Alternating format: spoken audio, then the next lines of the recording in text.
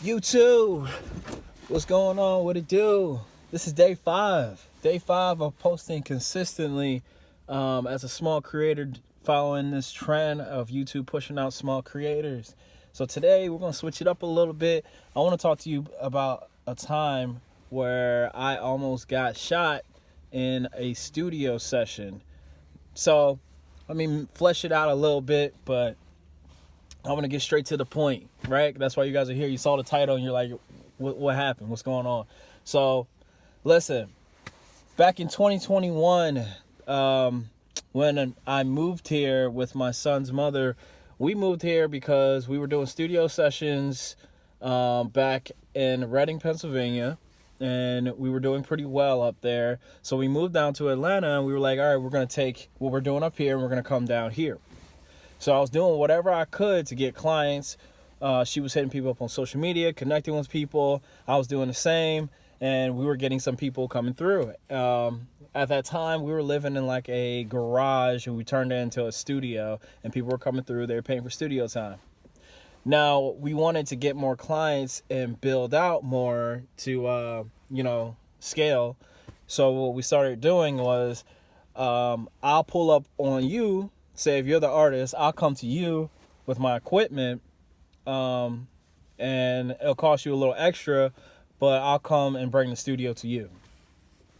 So our first client was this artist. I'm just going to call him the Villain. And he wanted us to pull up. He got in contact with my son's mother. She put a post out like, what artist needs a studio session, and we'll pull up on you. So he reacted to that post. He reached out to her. They got to talking, and then he gave her the address and the time. We pulled up, and we didn't know what we were going to expect, but we know this is the artist that is into trap music. So, it's nothing new. Like, when growing up in Reading and having studio sessions come through all the time, this isn't, a surprise. We deal with artists that do trap music all the time. So we didn't know what we were going to expect. It was about a 15-minute drive, 20-minute drive. And then when we get there, we're pulling into like a suburb. And it has big, nice houses. So we're automatically, our guard is being dropped down. And we're thinking, oh, okay, this artist probably got, his shit together. And he's, we don't have to worry about getting robbed or something like that. So we're pulling up, seeing these nice houses, nice house over here, nice house over there. And we're like, all right, which one is it? Trying to figure out which house it is. They didn't give us the exact address. They kind of gave us like the area, the street to pull up on. And then we said we're here. And then they drove up and pulled up on us. And they came up in like a black truck. And then they told us to follow them to the spot. All right, bet. So we got back in the car, followed them to the spot where they were located at, and the outside of it, it looked nice, still in a nice neighborhood. The lawn wasn't really mowed or anything, but for the most part, still a nice house in a nice neighborhood. We walk inside. I got my equipment. I got my laptop. I got my mic and everything. I got it packed up in a book bag to carry it, and I, just in case, because I've heard a lot of horror stories about Atlanta when we first got down here from people outside Atlanta, that some of them never even been in Atlanta, that people, they're wild out here and it gets pretty crazy. So just in case, I brought my little pistol with me just in case, because I don't know these people. We're coming into their house. It could get wild, right? So we go inside of this nice house, right? And then right when we get inside, it's a trap house. It's a mess. There is a whole bunch of just clothes over here. There's just like, there's cigarette butts on the ground. There's ash on the table. There's just empty liquor bottles everywhere. The couches are messed up. Everything's just a mess. And it was such a shock because, you're outside and you're seeing like, it's like a predominantly Indian and white neighborhood, and then you go into this house and you're expecting, okay, well, these guys probably, they're making good money and then whatnot. But you go inside this house and it's like literally like it feels like a trap house. I'm walking in and they're leading us to like the living room area, and there's like a few people in there. They're smoking weed. There's a guy sitting there with a woman, and she is clearly pregnant. Like, her stomach is just huge. She's pregnant. She's smoking a cigarette. They're passing around a bottle of I think Ciroc. They're drinking out the bottle. They pass it to her. She's drinking out the bottle, right? And they're passing her the blunt. She's smoking the blunt too, like. And I'm just sitting here thinking in my head like I feel sorry for that baby. I feel sorry for that baby because, boy, I don't know, but she was super pregnant. But besides the point, I'm seeing that. I'm looking at it and I'm like, all right, this is a place that I'm not used to, this kind of environment. But I ain't gonna judge. I'm just here to do my job, and get in and get out. I got my little pistol on me, and then I'm setting up my laptop and I'm setting everything up, and we got the artist that invited us here. We called him The Villain. He comes from the other room. He's, saying what's up to us, giving me and my son's mom a handshake.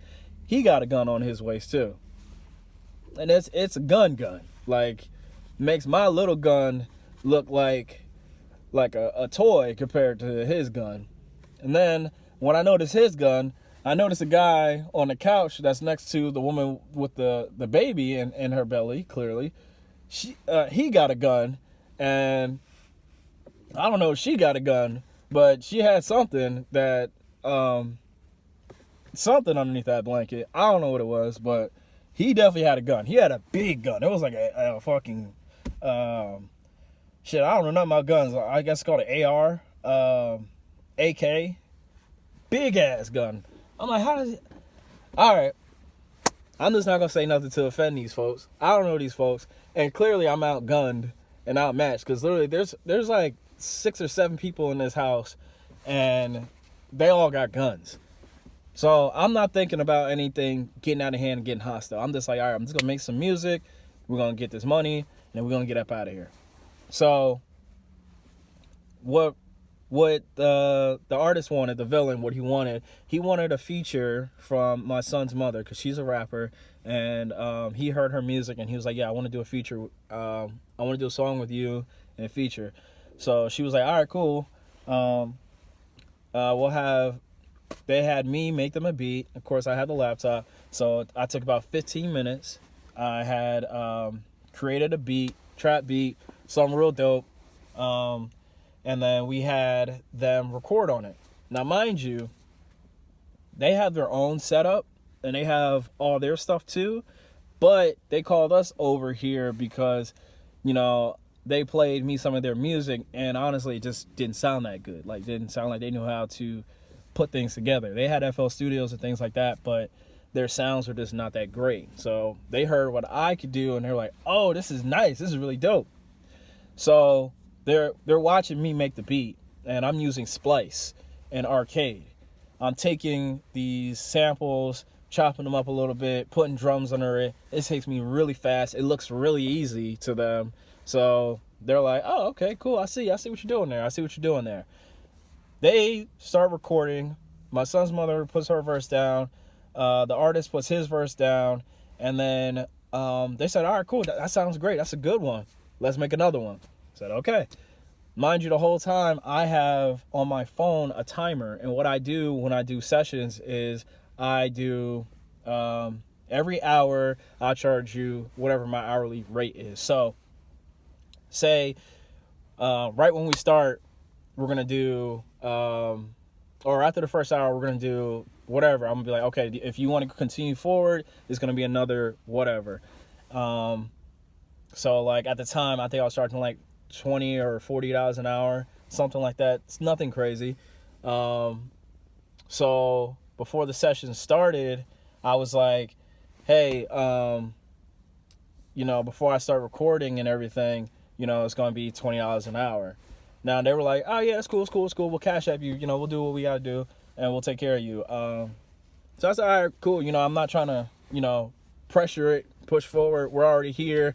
Obviously, it could be a hostile situation. So I'm just like, all right, bet. Let's just get it done.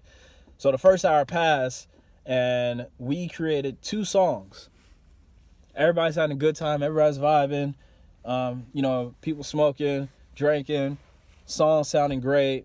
And then they're like, all right, bet, man. Like, yo, let me get the stem files for that. And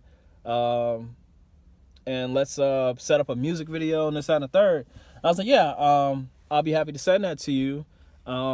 Here's my price, for the work that I just did, for the beat and for, the studio time. This is when things went left. When I started asking, hey, can I get paid pretty much for the work I did? This is when it went left. The villain looked at me and was with this face like, boy, are you serious? I was like, well, yeah, we came all the way out here and to record you, we're not doing this for free.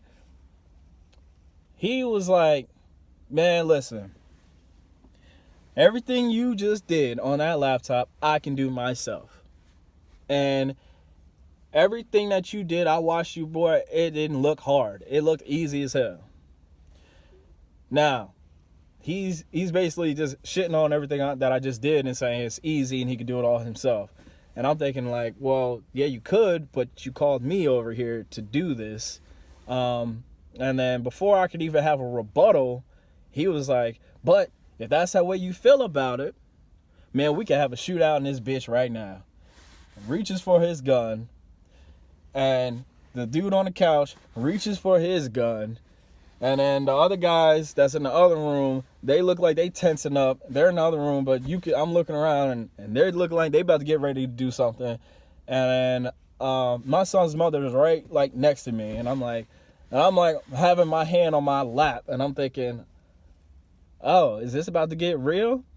Should I keep pressing forward and being like, nah, I got to get paid for what I did and escalate this? Or should I find a way to de-escalate this? Because there will be people in the world that you meet that they will do something so irrational and that doesn't make sense to you. But to them, it makes all the sense in the world. So I'm thinking in my head, all right, what am I charging? Like, what's like $50, $60? But they want to shoot out about this or even threatening about it. And before I could even respond to that, the dude on the couch holding the AK, he was like, man, that little gun you got, what you think that's going to do, bro? He was like, what you think that's going to do? That wouldn't even hurt a goddamn bird, brother. That wouldn't hurt nobody. And I'm like, well, shit, like, that's a gun. A gun's still going to hit you. But by the time I even reached out, pulled this gun on me, I was going to get hit left and right. So I was just like, I don't know if you guys ever seen that SpongeBob meme. I was just like, all right, I think I'm going to head out. So we was like, okay, look, we won't do that. And then my son's mother got to talking about, well, we're shooting a music video this weekend. You guys can join, and then we could work out the song, and we could do some more songs, and we'll figure it all that out. We'll figure it all out. Like, maybe we could do a project or something like that and split the royalties. I don't remember exactly what was said, but we were able to de-escalate it. And we were like, all right, well, yeah, we got to go do this. We got to go do that. I think she looked at her phone and was like, yeah, we got to go do something. Session's over anyway. I just sent them, I think I sent them an MP3 of it, rough draft, no mix, no stems, just sent them that, got up, packed our laptops up, and started walking out. Now, that situation could have went left so fast if I got arrogant, got in my feelings, and was like, yo, nah, bro, I need to get paid for this. I need to get paid for that. Now, granted, I could have got my little $50 or $60, but if anybody's willing to talk about, yeah, we could shoot this shit out over that, I'm like, yeah, bro, no, I don't think I wanna fuck with y'all, bro. And ever since then, we ain't never talked to these people ever again. We blocked them, and they were reaching out like, yo, where's the music video at? When we doing this? When we doing that? Boy, we made that story up just so we can get the fuck up out of there. Ain't never sent them anything. They got a rough draft MP3 of one of the songs, and then we got the fuck up out of there. But that was a studio session that could have went really bad and could have went left if we didn't de-escalate, and it was senseless. Like, that was our first studio session that we really officially had, where we took the laptop and the studio equipment to somebody else. I've done other ones, but I made sure to vet people first before I doing that, because, you know, here in Atlanta, everybody got guns. And like when I was working at the studio down in what's it called, Buckhead, when I was working in that studio, everybody had guns. Like, people had guns all the time. So that was a culture shock for me. And yeah, like, back in Pennsylvania, like, people might complain about paying for something, but, like, the last thing they're gonna do is be like, all right, bro, well, if that's how you feel that we gotta pay for this, we could just shoot this shit out. I'm like, well, even if we start shooting, bro, I ain't gonna get paid, because if I shoot one of y'all, even if I came out victorious, I still ain't getting paid. But, you know, that's just the logic that the artist had, and it is what it is. But I just wanted to share that story with you guys. The time that I almost got in a shootout at a studio session. Thank you guys for watching. Day five of being consistent, posting YouTube videos. I hope you guys enjoyed this one. Make sure you like, comment, and subscribe. And I'll be back again tomorrow with a new video. Stay motivated, stay blessed. 2025, it's all ours, guys. Love.